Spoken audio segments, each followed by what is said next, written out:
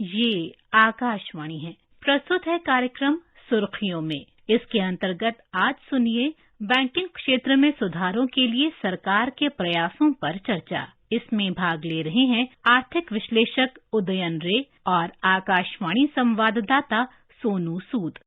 Banking क्षेत्र किसी भी अर्थव्यवस्था की रीढ़ की हड्डी है। वह विभिन्न आर्थिक गतिविधियों के लिए पैसे का जो फ्लो है उसको कंट्रोल करती है। वह सेवर्स को, डिपॉजिटर्स को एडिक्वेट इंसेंटिव देती है कि वह पैसा डालें बैंकिंग प्रणाली में, और उन लोगों को पैसा देती है जिन्हें कंजम्पशन के लिए या बिजनेस में इन्वेस्टमेंट के लिए पैसा चाहिए होता है। सो उदयन, बैंकिंग सेक्टर लगभग हर एक नागरिक को टच करता है देश के। इस बैकड्रॉप में आप क्या कहेंगे कि एक डायनामिक अप्रोच बैंकिंग सेक्टर में रिफॉर्म्स के लिए कितना क्रूशियल है किसी भी अर्थव्यवस्था की हेल्थ के लिए? दोनों, जैसे आपने सही फरमाया कि फैसिलिटेट करता है, ये बिजनेस एक्टिविटी हो या आपके पर्सनल एक्टिविटीज हो, उनको मदद करने के लिए बैंक का बड़ा इंपॉर्टेंट रोल रहता है। कैटलिस्ट जिसे बोलते हैं, वो फैसिलिटेट करती है। चाहे आप पैसे को जमा रखना है, अपने गहनों को रखना है, आपको खुद का लोन लेना है, या आप पैसा दे रहे हैं और बैंक दूसरों को रेंट दे रही है, वो काम किया जाता है। क्योंकि इतने जबरदस्त टेक्नोलॉजिकल चेंजेस हो रहे हैं कि बैंक सर्विसेज लोगों को देते थे, वो दूसरे टेक्नोलॉजी के थ्रू, आपके मोबाइल के थ्रू, दूसरी चीजों के प्लेटफॉर्म्स के थ्रू लोगों को वो दिया जा रहा है। वो तो एक नंबर, जैसे डायनामिज्म होनी बहुत जरूरी है। दूसरी बात है कि आर्थिक जगत में इतने जबरदस्त चेंजेस आ रहे हैं पिछले 10-11 साल में, ग्लोबल फाइनेंशियल क्राइसिस के बाद से। तो बैंकों को जो रेगुलेट करते हैं, उन दोनों को बहुत डायनामिक होने की जरूरत है। इसके अलावा सरकार को बहुत डायनामिक होने की जरूरत है, क्योंकि वक्त के साथ चल सके बैंकिंग सेक्टर, तभी जो पब्लिक है, जो बिजनेस है, तब वो भी साथ साथ चल पाएगी। नहीं तो हम वो जो दौड़ है, जो अपडेटेड रहने की जो जरूरत है, उसमें हम पीछे रह जाएंगे। ग्लोबल फाइनेंशियल क्राइसिस का आपने मेंशन किया कि जो रेगुलेशन है, टाइट रेगुलेशन भी एक बैलेंसिंग एक्ट है बैंकिंग रेगुलेटर्स के लिए, क्योंकि वो ये भी चाहते हैं कि क्रेडिट ग्रोथ पर भी कोई रुकावट ना आए, और एट द सेम टाइम वो चाहते हैं कि ज्यादा फ्रॉड्स ना हो, मिनिमाइज हो आपके बैड लोन्स।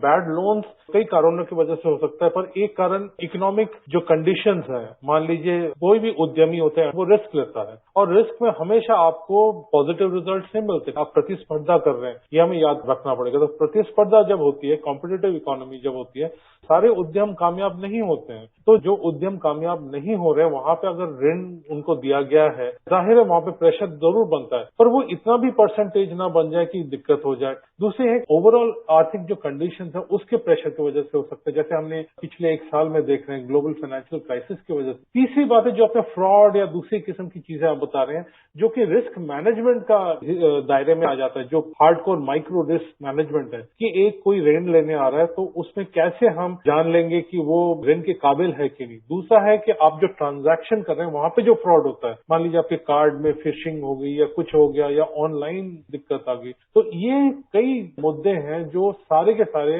बैंकिंग में इंपॉर्टेंट होते चले जा रहे हैं। क्योंकि हम लोग अब मोबाइल फोन का अधिक इस्तेमाल कर रहे हैं, डिजिटल चीजों का अधिक इस्तेमाल कर रहे हैं, तो वहां पे रेगुलेशन और जो बैंकिंग तंत्र है, उसको डायनेमिकली एडजस्ट होने में बहुत जरूरी है। आपको लगता है कि ईज ऑफ डूइंग बिजनेस के साथ ही शायद ईज ऑफ डूइंग बैंकिंग भी जुड़ा हुआ है? क्योंकि डिजिटाइजेशन जहां एक बहुत अच्छी डेवलपमेंट है, वहीं शायद सब लोग उसमें इतने ज्यादा कंफर्टेबल ना हो। उसके बारे में जागरूकता क्रिएट करना और उसको ज्यादा से ज्यादा सरल बनाना, वो भी आपको लगता है कि बैंकिंग सेक्टर के लिए आगे चुनौती है?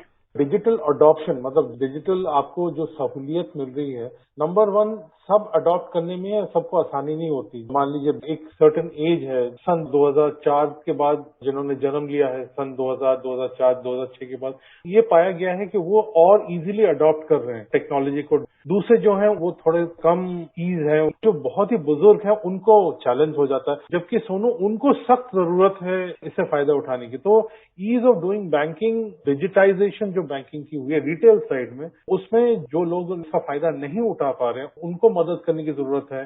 तो ये जो इंतजाम है डिजिटाइजेशन, वो रिटेल साइड में हो चुका है, पर जागरूकता जैसे आपने कहा वो बढ़ाने की जरूरत है। ऑन द अदर साइड जो बिजनेस साइड है, B2B है, बैंकिंग टू बिजनेस है, वहां पे काम करने की जरूरत है। ट्रेड फाइनेंस बोलिए, दूसरी चीजें बोलिए, वहां पे पेपर वर्क बहुत ज्यादा होता था, तो वहां पे ये जो पिछले एक साल में एक्स्ट्राऑर्डिनरी सिचुएशन रहा, वहां पे काफी काम हो रहा है और काफी तरक्की और प्रगति की जरूरत है वहां पे। Privatisation of public sector bank का जो मुहिम चली है, इसके पीछे आप क्या रैशनल देखते हैं और आगे क्या आपको लगता है कि ज्यादा से ज्यादा प्राइवेटाइजेशन होगी? प्राइवेटाइजेशन शब्द आते ही हमारे देश में एक चिंता आ जाती है कुछ लोगों को। तो इसका मतलब ये नहीं कि सारे के सारे बैंक को उठा के प्राइवेटाइज किया जा रहा है, जो कि किया भी नहीं जाएगा और कर भी नहीं पाएंगे आप। अगर कोई कमजोर बैंक है, प्राइवेटाइज करने के लिए कौन उसको खरीदेगा? दूसरी बात है कि किसी को भी नहीं दिया जाएगा, उसका एक पूरा अप्रोच तैयार होगा। डीप पॉकेटेड लोगों को ही इन्वेस्टर्स जो होंगे, इंस्टीट्यूशनल इन्वेस्टर जिनको बैंकिंग का ज्ञान है, अंडरस्टैंडिंग है, उसी के पास ही जा सकता है। इकट्ठे बहुत सारे बैंक को आप नहीं कर पाएंगे, आपको पहले दो शायद बैंक, थोड़ा अभी 2 बैंक की बात है, उससे जो आपको तजुर्बा जो मिलेगा वो तजुर्बा आपको देखना पड़ेगा। फिर कानूनों में संशोधन की जरूरत है। तो ये जो प्रक्रिया है ये एकदम से खटाखट नहीं हो सकती कि आज आपने तय किया और कल शुरू किया और परसों खत्म हो गई। तो इसमें वक्त लगेगा, क्योंकि हमारी डेमोक्रेसी है और यहाँ पे डिबेट और डिस्कशन का चलन है, जो कि बहुत ही अच्छी बात है। तो वो उसमें एक पूरी एक वाइब्रेंसी रहेगी। प्राइवेटाइजेशन सुनो, उसमें एक फायदा ये हुआ, एक तो गवर्नमेंट को प्रोसीड्स मिलता है, बैंक्स को एक जो स्वायत्तता चाहिए, जो एक फ्रीडम चाहिए, क्योंकि हमारे पब्लिक सेक्टर बैंक्स किसी से भी पीछे नहीं है।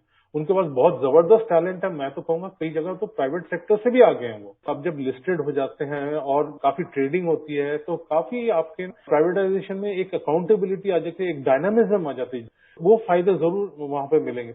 एक और पहलू है फाइनेंशियल इंक्लूजन का बैंकिंग सेक्टर में, उसके बारे में आपसे जानना चाहेंगे। जन धन योजना जैसे चली, जिसमें जो निम्न आर्थिक वर्ग के लोग हैं उनको भी इंक्लूड किया गया बैंकिंग सिस्टम में, जिसके द्वारा जो विभिन्न गवर्नमेंट स्कीम्स हैं, डायरेक्ट बेनिफिट ट्रांसफर्स हैं, वो एफिशिएंटली हो पाए हैं। तो आपको लगता है कि ये भी एक बहुत बड़ा कंट्रीब्यूशन रहा है बैंकिंग सेक्टर का और इसको स्वस्थ बनाए रखना प्राथमिकता होगी? बिल्कुल। सिर्फ जन धन अकाउंट खोलना अपने में ही बहुत बड़ी उपलब्धि थी, पर उस अकाउंट को तरह तरह की चीजों में, शायद पेंशन हो, कुछ और बेनिफिट मिले, वो बैंक अकाउंट जितना इस्तेमाल किया जाता है, एक तो उपभोक्ता को फायदे डायरेक्टली मिलते हैं और दूसरा बैंकों के लिए ये काफी प्रॉफिटेबल बन जाता है, क्योंकि वो बैंक अकाउंट अगर इस्तेमाल नहीं होता तो बैंक के लिए खर्चा बढ़ जाता है। तो वो एक चीज जो है, हमारी जो फाइनेंशियल एक्टिविटी, हमारे पास बहुत बढ़िया फाइनेंशियल सिस्टम है, फाइनेंशियल प्रोडक्ट्स हैं। अगर मान लीजिए लोन लेना है या बेनिफिट लेना है, उसके लिए अनऑर्गेनाइज सेक्टर, जो मान लीजिए एक साहूकार के पास जाके अगर ग्रामीण हमारे जो नागरिक हैं वो जाके अगर लोन ले रहे हैं, ये तो सही नहीं है।